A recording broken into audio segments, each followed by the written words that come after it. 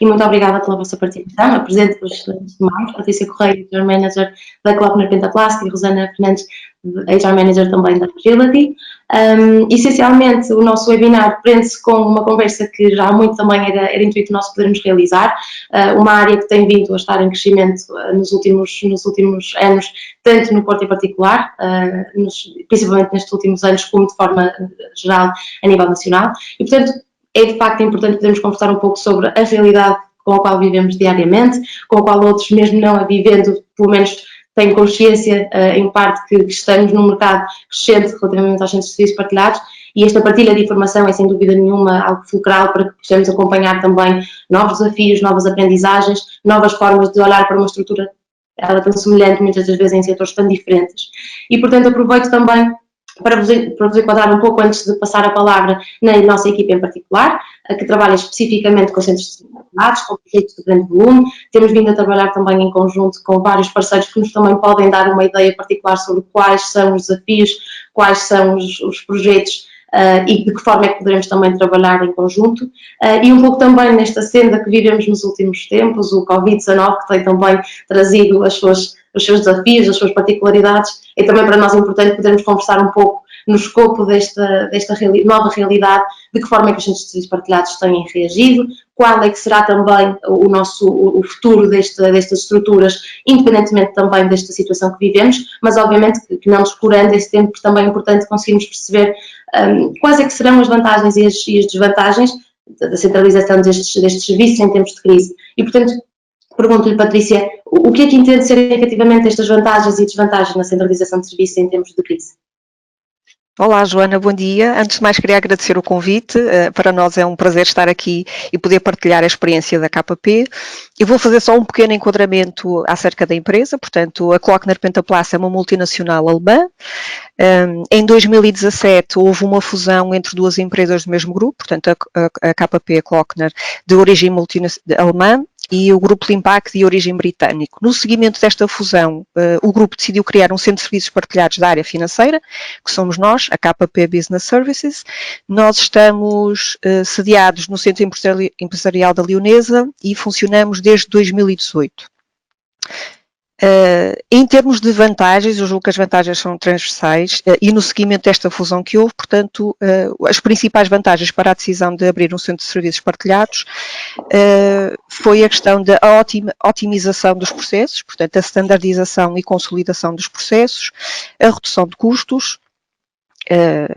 Portugal apresenta em termos de vantagens competitivas de talento, em termos de línguas, pessoas com formação na área financeira, a proximidade do país, portanto, tudo isto contribuiu para a decisão de abrir aqui o Centro de Serviços Partilhados. A gestão da informação, que foi muito importante, porque como estávamos num processo de fusão de duas empresas diferentes, com culturas diferentes e formas de trabalhar diferentes, portanto, foi uma vantagem consolidar e gerir toda a parte do conhecimento, assim como também o foco na melhoria contínua, que é algo que nós temos presente diariamente. Em termos de dificuldades, durante a fase de implementação, o que sentimos, e que é normal ao ser humano, portanto aqui alguma resistência à mudança, por parte das equipas locais, e passada esta fase de implementação e já agora aqui na parte da standardização dos processos, por vezes também acontece que há um processo em que necessita de ser trabalhado pela nossa equipa do Centro de Serviços Partilhados e por equipas locais e por vezes não está bem definido, há aqui uma área cinzenta de onde termina a responsabilidade de um e começa a outro. E isso por vezes levanta algumas dificuldades e é algo que temos que estar constantemente a trabalhar para que fique claro e não crie aqui entropias ao processo. Pergunto-lhe, Rosana, obviamente que em parte há sempre muitas particularidades comuns. Partilha da opinião da Patrícia, o que é que lhe parece? Sim, partilho e antes de mais também agradeço o convite para estarmos aqui e aproveito também para fazer um bocadinho o enquadramento da Agility Business. Portanto, nós somos uma empresa relativamente recente também, portanto abrimos a nossa atividade em 2017 e nascemos dentro da Agility Portugal, que já existia em Portugal e, portanto, está inteiramente ligado ao negócio. Acabamos por nascer com uma equipa de 20 pessoas que fazia o suporte a nível europeu, aos países europeus ligados à área logística. E acabamos por, a partir daí, ter cada vez mais desafios até ao dia de hoje, onde temos 73 colaboradores. Nós acabamos por nascer inicialmente para dar suporte aos países europeus, mas já acabamos por dar esta confiança e abrir também para o mercado americano, o que dá também força para que este modelo de negócio tenha de facto aqui ganhado espaço no ambiente da Agility.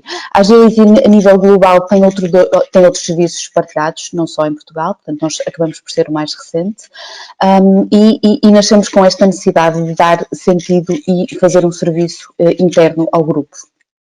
Em termos de vantagens, eu de facto partilho da opinião da Patrícia, acabamos por ter um aumento de produtividade e é isso que se pretende, eficácia e eficiência naquilo que são os processos que fomos trazendo para Portugal, a redução dos custos, portanto os grandes grupos como a Agility procuram externalizar, mesmo que seja internamente, serviços que não são um core da empresa e portanto serviços de back-office tal como é o nosso, nós estamos também muito vocacionados para os serviços financeiros e melhoria dos próprios serviços e dos próprios processos, a melhoria da qualidade daquilo que é uma prestação de serviços. Tendo em vista também o crescimento da própria empresa a nível global e, portanto, é com esse foco que acabamos por trabalhar todos os dias naquilo que é o nosso valor e aquilo que aportamos à empresa. Em termos de desvantagens, de facto, há aqui uma perda de know-how, não é? Quando partimos para a migração dos processos, é um processo que, a certa altura, se torna um bocadinho doloroso para quem vai do ponto de vista do Shared Service Center e quem está no país realmente a fazer a migração do processo. Até que se atinja aqui uma estabilização da área, acaba por ser um processo que há alguma perda de know-how. Há também um período de perda de confiança, não é? E que acabamos por, com estes anos que temos vindo a passar, realmente esta confiança está a ganhar-se e realmente as pessoas já veem no Shared Service Center uma mais-valia. Contudo, o ser humano acaba por sempre ter aqui esta resistência inicial, será que é bom, será que de facto vão ter o serviço que tínhamos inicialmente, mas acaba também por nos dar mais-valia e um desafio maior para nós que estamos aqui a desenvolver o Shared Service Center. Claro. E olhando um pouco também para estas vantagens e desvantagens que ao dia de hoje, lá está, a adaptação que foi necessária fazermos para nos adaptarmos a uma nova realidade, trabalhar a partir de casa é um exemplo disso.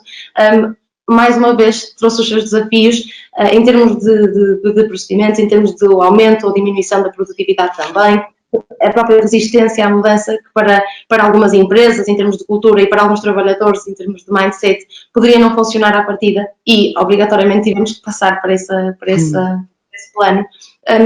Em termos de desafios para os centros de serviços partilhados, é efetivamente uma nova realidade, o home office.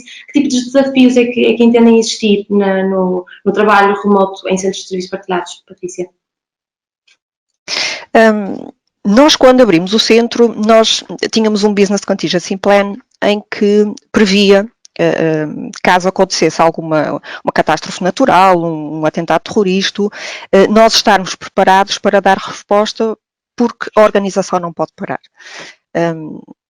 E por isso todos os nossos colaboradores têm um laptop e no dia 14 de outubro todos nós pegamos nos nossos computadores, fomos para casa, nessa tarde fizemos um teste com toda a equipa ligada, estamos a falar cerca de 100 colaboradores ao mesmo tempo, nunca tínhamos testado a rede com toda a gente ligada ao mesmo tempo. O IT providenciou que todas as chamadas dos telefones de secretária fossem reencaminhados para o computador e o nosso negócio não teve qualquer impacto. Portanto, a nossa equipa continuou a trabalhar normalmente, não houve qualquer impacto no negócio. E assim continuamos a trabalhar. Já estamos com grupos rotativos aqui no escritório, portanto, dividimos a equipa em 3 grupos, cada grupo fica 15 dias a trabalhar no escritório, 1 mês a trabalhar em casa e vamos rodando entre todos. Para nós, tivemos que nos reinventar, tivemos que nos adaptar, porque longe de nós, em 2018, quando estávamos a discutir o Business Contingency Plan, de imaginar que em 2020 iria aparecer um Covid. Não nos passava sequer pela cabeça. Mas Em termos tecnológicos não foi difícil e nós conseguimos garantir a qualidade do serviço e cumprir com as deadlines. Claro que para a equipa de managers e de team leaders isto foi um esforço acrescido, porque gerir equipas remotamente não estávamos preparados de todos e tivemos que conseguir dar resposta e conseguir suportar, continuar a apoiar as nossas pessoas.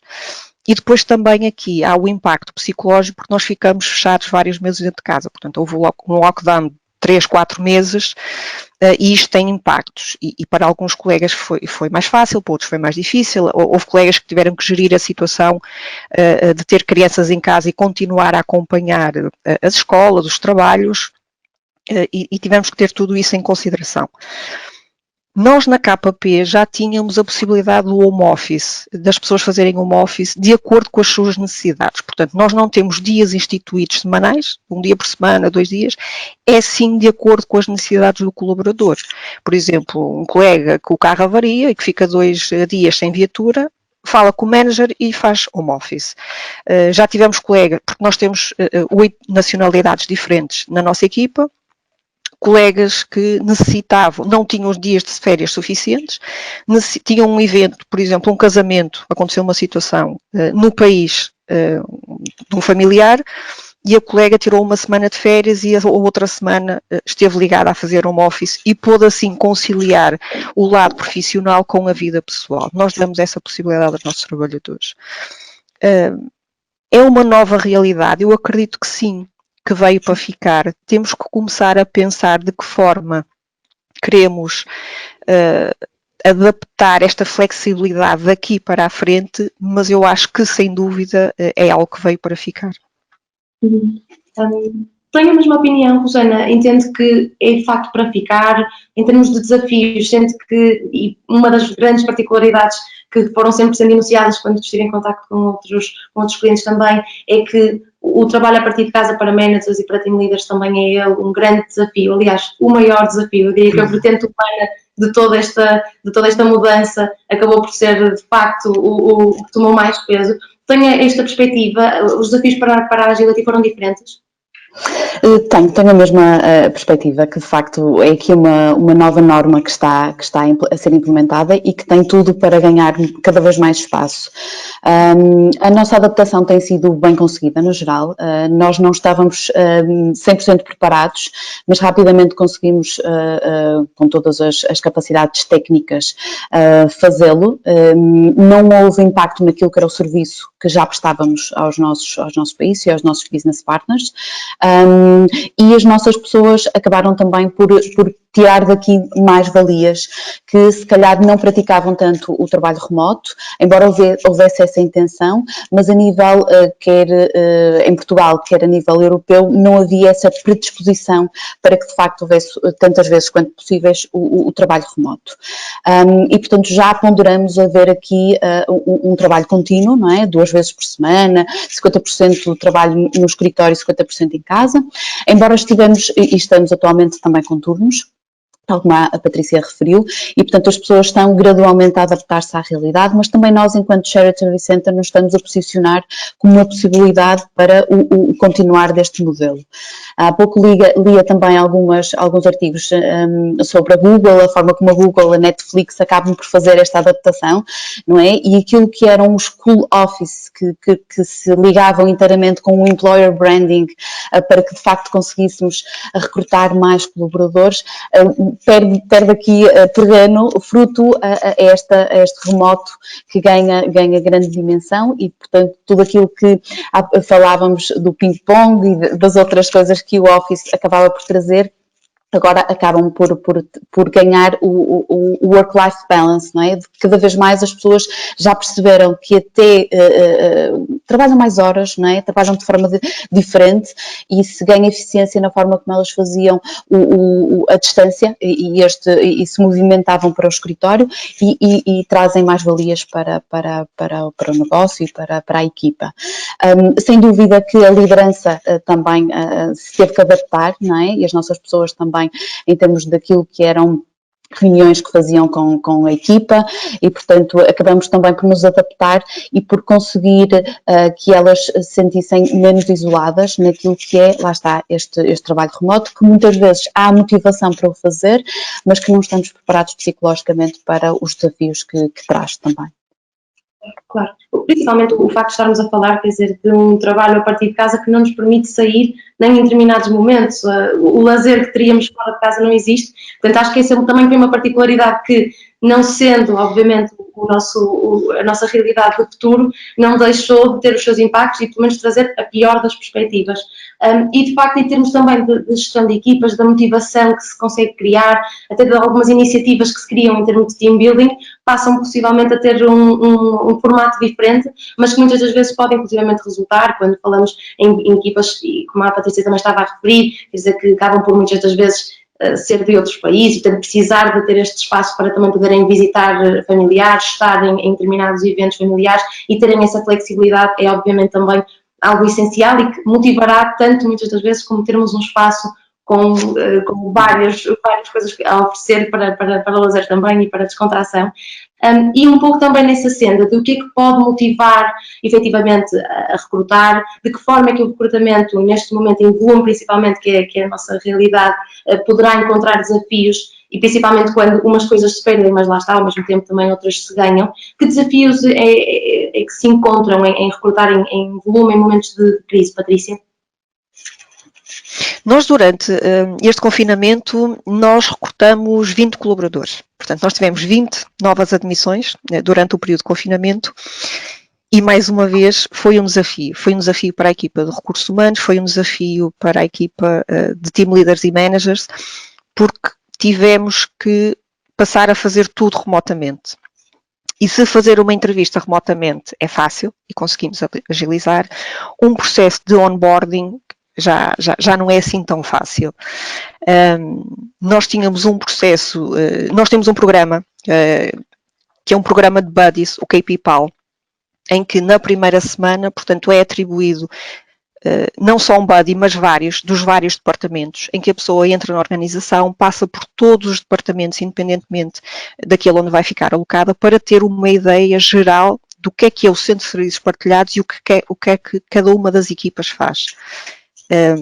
Para além de ficar com esta visão mais alargada, é também uma forma de conhecer colegas de outras equipas, porque sabemos que entrando para uma equipa é natural que nos integramos naquele grupo e pessoas com as quais não lidamos tão próximo diariamente, acaba por passar um bocadinho ao lado. Portanto, é também uma forma de aproximar as pessoas. Durante este período não podemos fazer isso. Portanto, estamos agora, uma vez que já estamos a regressar gradualmente ao escritório, a tentar compensar este contacto humano. Os nossos team leaders tiveram que reinventar a parte da formação e foi um desafio muito grande para eles. Mas mesmo assim conseguimos integrar estas pessoas e elas neste momento estão a trabalhar em pleno. Portanto, foi um caso bem sucedido, de sucesso. Acredito que vamos começar agora a adotar aqui um sistema blended, porque funciona. Portanto, vamos continuar a querer manter o contacto próximo com as pessoas e isso é um ponto positivo que eles nos dão quando depois temos as reuniões para saber como é que as coisas estão a correr e eles dizem que gostam muito deste acolhimento. Mas muitos dos processos do onboarding, da formação inicial, vão passar a ser criar tutoriais, lançar na nossa KP Academy, e é também uma forma de ajudar a estabilizar aqui os processos. E estamos preparados, portanto, podemos fazer um onboarding, quer seja presencial, quer seja remoto, e foi uma forma. Lá está, aqui foi um bocadinho um mal que veio por bem, que nos ajudou a ir além, porque não tínhamos pensado, estávamos habituados a fazer tudo de forma dita normal e tivemos que sair da nossa área de conforto, dar um passo além e criar novas formas para poder integrar porque lá está, o negócio não pode parar e nós não vamos, só porque estamos confinados, deixar de recrutar pessoas. Foi um desafio. E deixa-me perguntar-lhe, antes também de passar a palavra à Rosana, sentiu que em termos da qualidade do processo de recrutamento, por exemplo, que a forma como conseguem percepcionar aquilo que serão as valências do candidato, a própria forma de estar, que é totalmente perceptível quando, ou se realizarmos um processo na sua totalidade remotamente, e como falou, mantê-lo blended, integra também esta parte da entrevista, poder conjugar aqui uma vertente talvez remota, mas outra parte também inicial ou final, com o candidato mesmo na estrutura da empresa, conhecê-lo e obviamente conhecer o candidato pessoalmente é importante e acho que é fulcral para uma boa avaliação do candidato? Tem prós e tem contras. Em termos de flexibilidade, é muito mais fácil para nós agora conseguir agendar entrevistas, porque em qualquer sítio nos conseguimos ligar.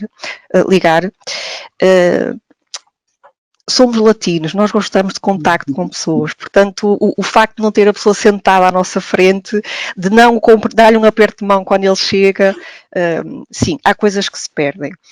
Também noto que para quem está do outro lado, o facto de fazer entrevistas online, de não conhecer as instalações da empresa, nunca ter vindo cá, eu noto que alguns colegas quando chegam aqui no primeiro dia, tipo, eu não sei muito bem, porque eu não sei para o que vou, nunca cá estive. Portanto, eles acabam por aceitar um novo projeto, mas ainda aqui com algumas partes desconhecidas, não é? Porque nunca estiveram na empresa. Sim, e eu noto alguma ansiedade em alguns deles, sim. Mas para já nós continuamos a fazer todas as nossas entrevistas online, sim. Rosana, pergunto-lhe agora assim, um pouco daquilo que são os vossos desafios neste momento a recrutar.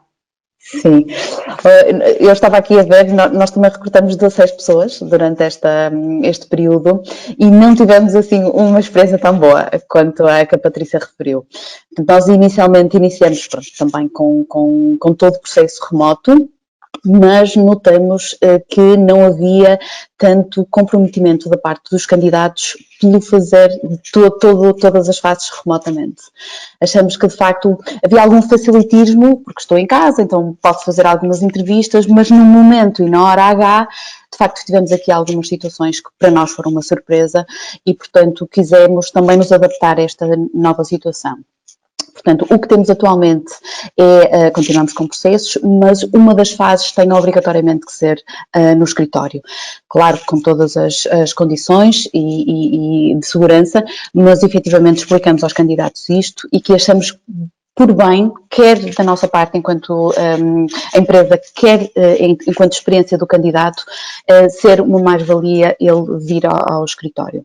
De facto, temos tido uma boa adesão da parte dos candidatos, eles entendem, mas também aquilo que nos estava a ser reportado era que, de facto, os próprios candidatos tinham alguma insegurança face à situação global em termos de economia, mas como não sabiam como é que estava o nosso negócio, acabavam por, no fim, esta insegurança não permitir a que aceitem e que partam para um novo desafio neste contexto de crise. E, portanto, achamos por bem. Atualmente estamos a fazer as duas modalidades e acabamos também por trazer um desenho diferente. Portanto, quando as situações são feitas remotamente e temos mais de uma entrevista remotamente, acabamos também a adicionar, por exemplo, um business case a este processo complementar de recrutamento. Damos 24 horas ao candidato para que tenha uma forma de analisar o business case e depois analisar online criticamente connosco para que tecnicamente também possamos ir um bocadinho mais ao detalhe das suas competências. Durante este período também acabamos por dar maior ênfase ao programa de referral, que já tínhamos internamente, mas acabou por ser também um envolvimento maior da nossa equipa e, portanto, acabamos por voltar a fazer um launch do programa de referral e colocar todos os nossos colaboradores a pensarem na sua network, quem é que teriam com o perfil que estamos à procura e temos tido resultados bastante positivos em termos de resultado final e de envolvimento da equipa. Em termos do onboarding, nós acabamos também por ter um programa de buddies.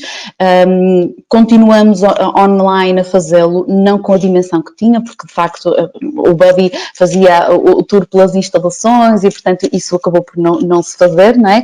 Mas havia na mesma um momento em que eles se conheciam online e, portanto, continuamos na mesma a fazê-lo, mas o que de facto caiu foi efetivamente o programa que tínhamos de ir à Agility Portugal e eles conhecerem o negócio, conhecerem de facto o armazém, onde realmente logisticamente tudo se passa, e este período que é tão importante para eles conhecerem o negócio está on hold e realmente não conseguimos garantir como garantíamos até então.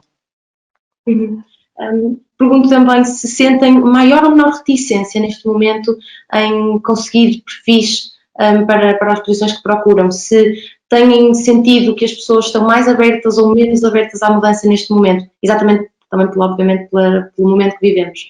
Patrícia.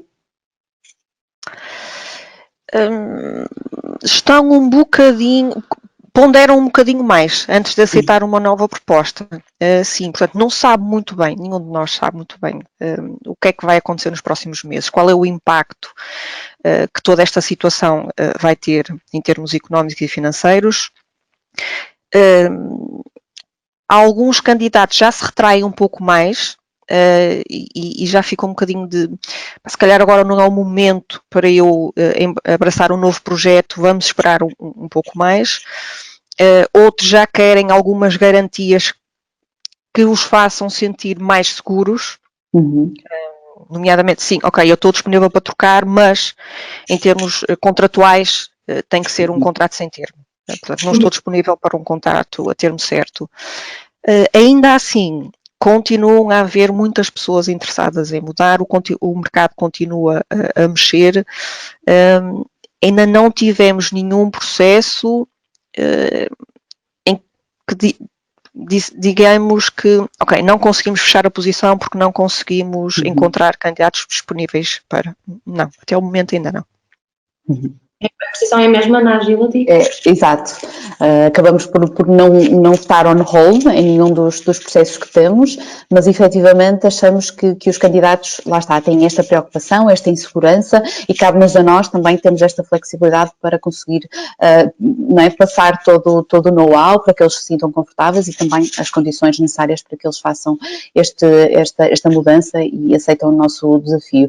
Na prática também achamos que os candidatos e o mercado está cada vez mais ativo, o que em tempos não é, estava tudo um pouco ativo, agora de facto não, já notamos que o mercado está-se a movimentar, mas de facto há aqui algumas alterações e cabe-nos a nós também ter um papel ativo na forma como recrutamos.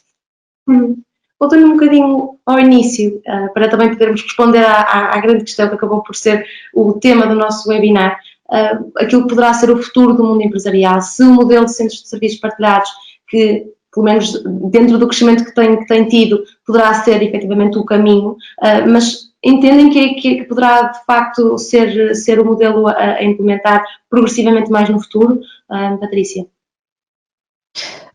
Assim, este modelo não é uma novidade, não é? Portanto, ele já existe há muitos anos. E tem vindo a desenvolver, a evoluir, a crescer cada vez mais. Nós notamos que desde 2017, talvez o boom, pelo menos aqui na Zona Norte, de abertura de novos centros de serviços partilhados, que poderá ser esse o caminho. Eu acredito que sim, até porque os casos que eu conheço, de uma forma geral, são todos eles bons exemplos. Sim, há aqui os anos iniciais são mais desafiantes, mas a partir do momento que se entra aqui na fase da estabilização, os motivos pelos quais levaram as organizações a abrir centros de serviços partilhados são atingidos, portanto, são casos de sucesso. Não conheço nenhum que não tenha sido. O mundo está a mudar e é incrível o quanto mudou nos últimos 6 meses. Portanto, o mundo de setembro de 2020 não é o mesmo mundo de fevereiro de 2020. É totalmente diferente e ninguém imaginava. E se a isto aliarmos a questão da indústria 4.0, da inteligência artificial, portanto, eu acho que nem nós conseguimos imaginar o que é que vai ser o mundo daqui para a frente. Portanto, tudo mudou muito rapidamente, muito mais do que já era habitual, portanto nós já estávamos com um ritmo bastante acelerado, então agora... Portanto, eu acredito, inclusive, que novos modelos irão surgir, mas acredito que os centros de serviços partilhados irão começar a alargar. Portanto, nós vemos muitos centros de serviços partilhados da área financeira, grande maioria. Alguns já começam a alargar o scope e já começam a abranger purchasing, IT, recursos humanos, os centros globais. Ainda não há muitos, há alguns, mas acredito que sim, que será esse o caminho. Perspectiva, Rosana, para si, além. Sim.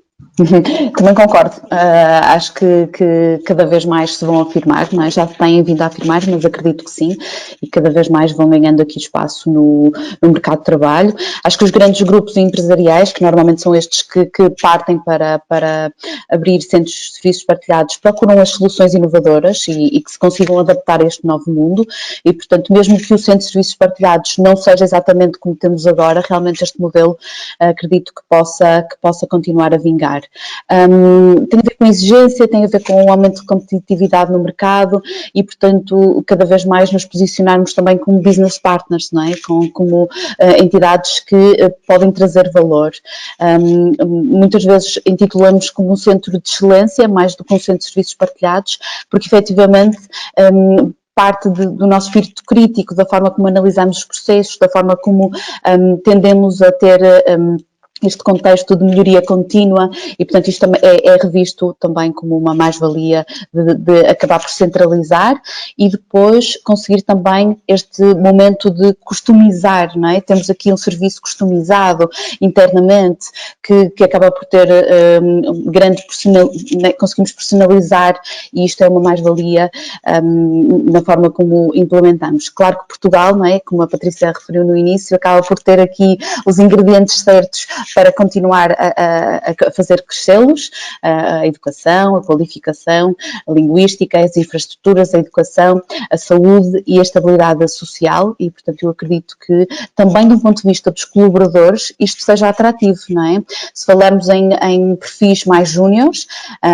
que depois de passada a fase de estabilização, eu acredito que os centros de serviços partilhados procurem perfis mais júniores, é atrativo este ambiente multinacional, multicultural, que permite um desenvolvimento de carreira, mas também em perfis mais séniores, não é? Que possam também ver um centro de serviços partilhados como é o nosso, não é? Eu vou fazer parte do crescimento, vou dar o meu cunho pessoal também a este crescer do centro de serviços partilhados e, portanto, eu acredito que também do ponto de vista do colaborador seja muito, muito apelativo fazer parte de um projeto desta natureza.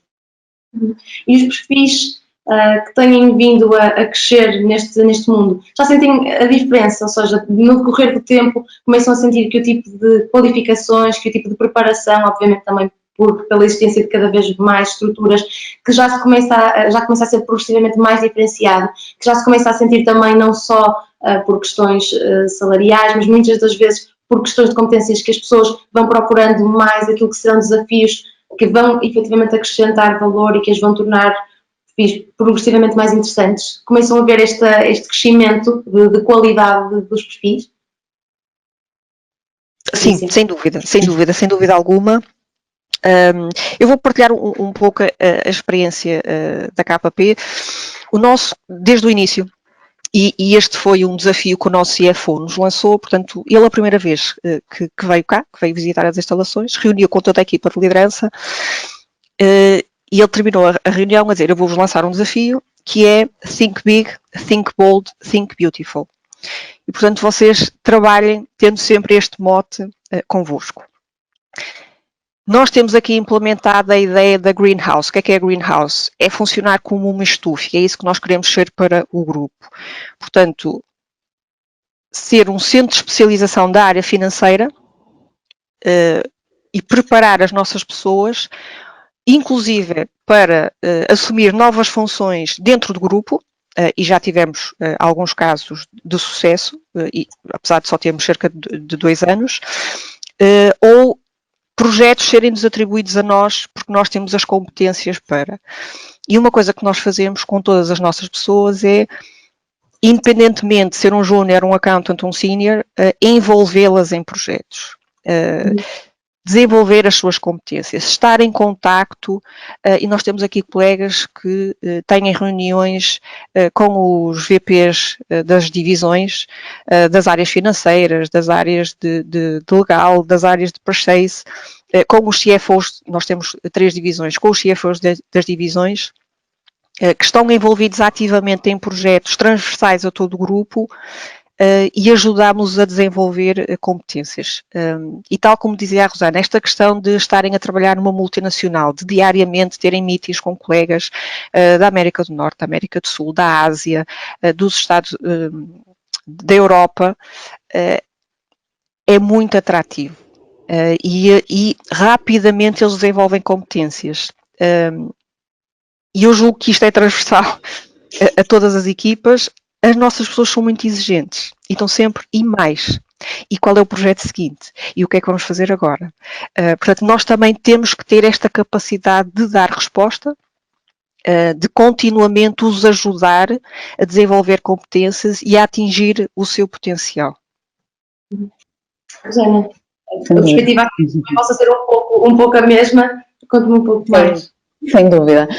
Portanto, aquilo que nos está a acontecer também, e as nossas pessoas estão a verificá-lo, é que o scope que inicialmente era uma área financeira e o mercado tem-se tornado ao longo dos meses e dos anos que estamos a trabalhar rapidamente um crescimento deste scope inicial. Portanto, a função em si cresce com eles e que lhes dá maior autonomia, empowerment daquilo que eles também podem trazer e podem ter como crescimento na empresa. Nós inicialmente, como referi, éramos um centro de serviços partilhados apenas para a Europa, mas ao longo do crescimento e daquilo que tem sido o nosso trabalho, já alargamos esse scope e, portanto, as pessoas também entendem que está também um bocadinho nelas e na forma como elas estão a entregar que também podemos crescer enquanto centro de serviços partilhados. Cabe-nos a nós também, não é, fazemos com ela conjuntamente aqui um projeto de crescimento, como é que tu te vês na empresa, de que forma é que tu gostavas de crescer, quer para um perfil mais de liderança, quer para um perfil mais de carreira técnica, e ajudá-las também a perceber esta cadência. Sou um júnior, posso vir a ser um sénior, de que forma é que eu posso lá chegar. E, portanto, ter também esta noção de que somos uma empresa global, existem também outros centros de serviços partilhados que a empresa tem e, portanto, esta conjugação de perfis, este aprender com alguém que está na Índia e, portanto, dar-lhes também esta noção de globalização acaba por ser também um ponto de vista importante. Atuar acima de tudo como business partners, tal como a Patrícia dizia, portanto, os nossos colaboradores acabam por ter um nível de senioridade grande e também gostam destes desafios, não é? Da forma como eles falam com os CFOs, como eles discutem aquilo que são os números e, portanto, acabam por ser desafios constantes, quer para quem é team lead, quer para quem é desafiado para se juntar às reuniões e estar a assistir e desta forma também evoluir em termos de competências comunicacionais e competências técnicas.